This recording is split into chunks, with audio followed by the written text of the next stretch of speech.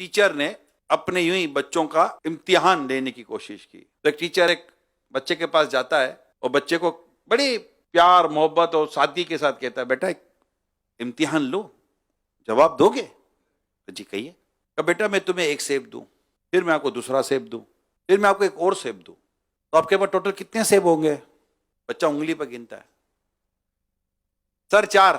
अब वो टीचर अक्का बक्का रहे, मेरे को सादा था सवाल था, 4 बोल रहा है, तो मेरी तालीम में प्रॉब्लम है या बच्चा कोई प्रॉब्लम वाला है? तो बेटा मैं तसल्ली से सुनो बेटा, जो मैं आपको पूछ रहा हूँ सुन रहे? हाँ, मैंने आपको एक सेब दिया, फिर मैंने दूसरा दिया, फिर मैंने आपको तीसरा दिया, बेटा टोटल कितने सेब हो गए आपके पास? तो सर 4। अब थोड़ा उसका मूड खराब होना शुरू हुआ टीचर का, मजाक कर रहा है क्या, कर क्या रहा है ये बच्चा, 4 जवाब दे रहा है। अब वो टीचर ने उससे थोड़ा सवाल ट्विस्ट किया, अच्छा बेटा बताओ मैं तुम्हें एक केला दूं, फिर मैं आपको दूसरा केला दूं, फिर एक और केला दूं, कितने केले हुए? कि सर 3। है बच्चा तो नॉर्मल है, सेब 4 केला 3 क्यों? उसने फिर सेब का सवाल किया, अच्छा बेटा बताओ। अब उसको यह कि चलो इसकी मेमोरी सही हो गई होगी केले का नाम सुनकर।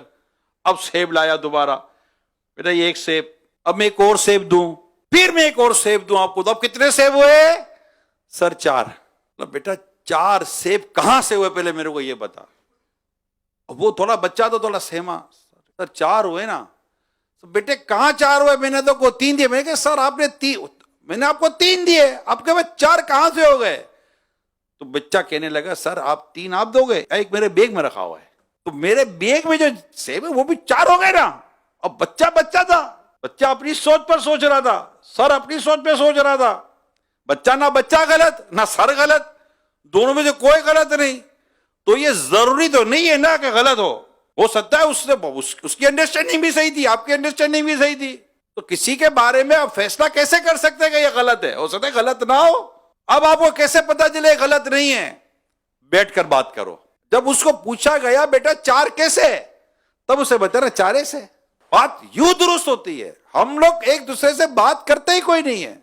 और यकीन करें एक मुसलमान कह रहा है, माने, सही कह रहा होगा।